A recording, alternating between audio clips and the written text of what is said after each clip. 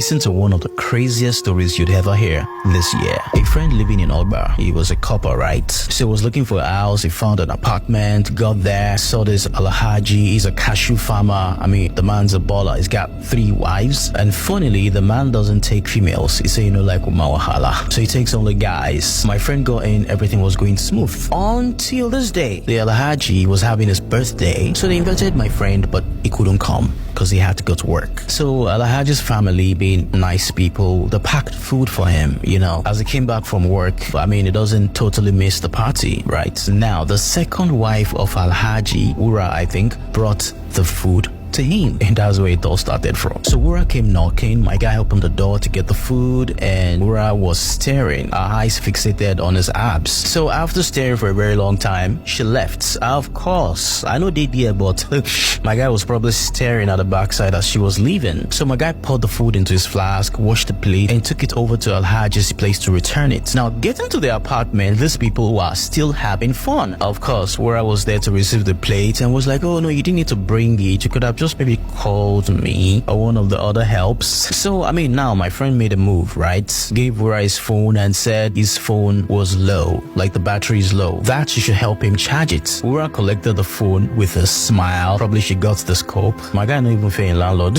Now the phone was unlocked when he gave it to her, so she put a number and dialed it so that she also gets and then she walked away to plug his phone. Now my guy went back to his apartment because he had to finish and get ready for the next day. Now around 10:30 p.m. someone came knocking on the door. As my guy opened the door, of course it was Ura now, so she just came in. Like, there's no waiting at the door, we don't pass that level. So she just came in straight. After she had finished, now then she can't talk on the look out. All those look where they say they speak 1,000 words. So I asked my friend, what happened? My guy was like, spirit is strong, but flesh was weak. And I can understand because honestly, Ura is a beautiful woman. So long story short, they started having flings upon flings. Ura, the second wife of Alhaji, would bill him and bring the money to my guy. He was getting at least 200k from Alhaji. Well, from Ura, but of course from Alhaji. They don't call or chat. They don't leave any footprints, man. Whenever she's up for it, she just comes, find her way, come and knock and enter.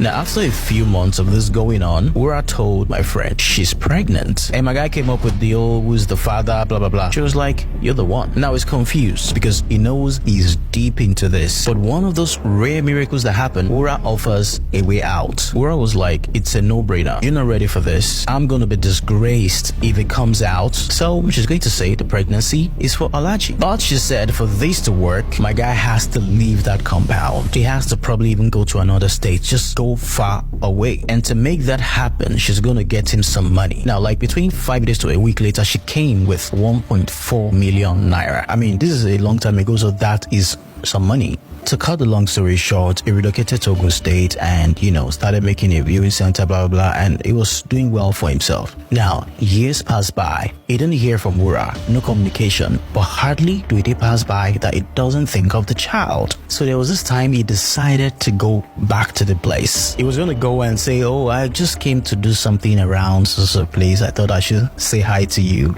Now, when he got there, a few weeks back, Alhaji was arrested. Alhaji's cashew business was just a front. Alhaji was running a baby-making factory. That idea of only taking in young men as tenants? They are sperm donors without knowing. Alhaji is a criminal mastermind.